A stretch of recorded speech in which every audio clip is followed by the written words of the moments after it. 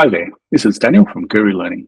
Today, I'll guide you through setting up tasks in Academy and show how they can enhance both assessment and action learning in your program. So what we're looking at here is the edit view of a program page. Here you can see all the current learning activities that have been added to the page. Today, I'd like to add a new task activity. So I can scroll down to the bottom. I've got this learning activity panel here, and I just click new. I'm then presented with a series of different learning objects that I can add to my page. I'd like to add a task. So I click on task here, and I'm presented with my different task options. So just to give you a bit of an overview of what these are, there's a file submission, which allows the learner to upload a file. This may be an assignment or a case study or something that reflects a real life project. I guess that's where it promotes the action learning here. It comes into real life context and applying that in your learning. The skilled response may be something like a reflective question or a written assessment. Recording a video that allows us to assess the learner's presentation skills or communication skills, or also enables them to possibly document a practical experience that they may need to do for the task. The podcast allows them to go away and record an audio file, have a discussion with somebody or interview somebody and then upload it. And the image submission allows them to submit any image that they require for an activity, whether it be an infographic or a diagram that they've designed. So to select a task, I just have to click on the top that I'd like today. I'm going to click on the file submission. And now I'm presented with the admin form for setting up my task. So I give my task a title. I can define whether the learner is required to complete this task in order to complete the learning program. If I've selected the wrong task type, I can change that now. And I can choose who has to complete this task. This can either be completed by the individual and every learner will have to complete their own individual task, or we can set it up so that learners work together in groups and submit the activity as a group and then get all assessed together. If I'd like to change my icon for my task, I can do that here by clicking on this thumbnail here. And I can give my task a description to let the learner know what they might have to do. Task instructions allows you to set up the task in a bit more detail. You can upload any files that may assist them in answering the task. And if it's a file upload, you can define which files are required to be uploaded. So workflow on messages allows you to define the completion rule for the task. By default, this rule is complete on submission, which means that as soon as the learner submits the task, it's marked as complete.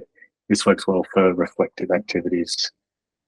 If you're looking for something that involves reviewing, or you want to promote some continuous improvement by having someone review the task or something like that, or if it's an actual assessment where someone might have to pass or fail this task, there's a few other options here. So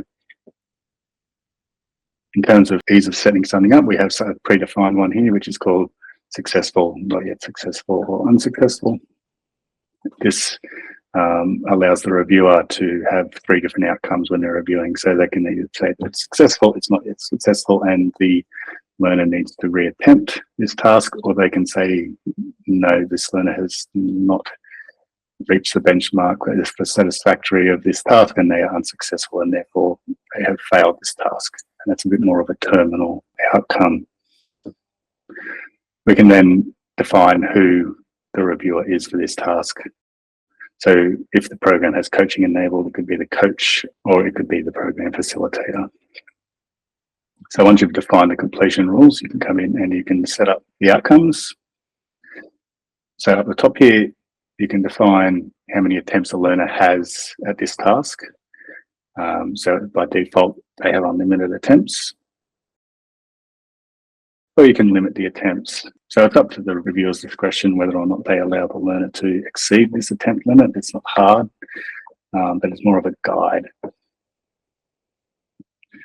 And then you can also set the outcome descriptions to actually help the reviewer know exactly what the criteria is that you're looking for here. So you can write a description for the reviewer when they're looking at it. Okay, has the learner actually demonstrated this? Okay, well, yes, they fall into the successful outcome.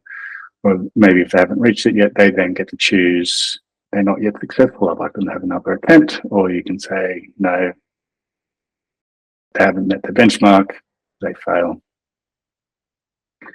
You can also display these outcomes to the learner so that they can see it before they start the task, so that they understand exactly what is expected of them.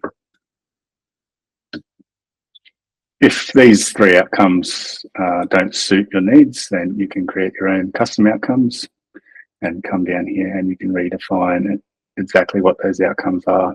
So it may be that you want to have a series of different successful outcomes, but gauge how successful they are.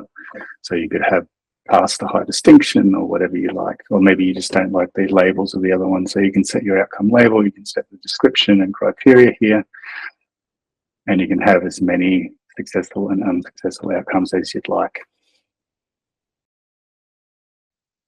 So what I'd like to focus on next is the task's ability to enable sharing within the class. This fosters a collaborative learning environment by encouraging learners to view other people's responses and comment on it.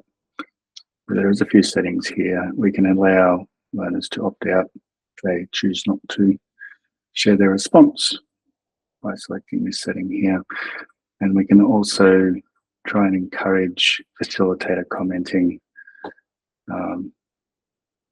by sending them notifications that there are tasks that they should comment on, because it's always nice if a task isn't necessarily reviewed by somebody that the facilitator comes in and adds a comment and acknowledges the learner's response.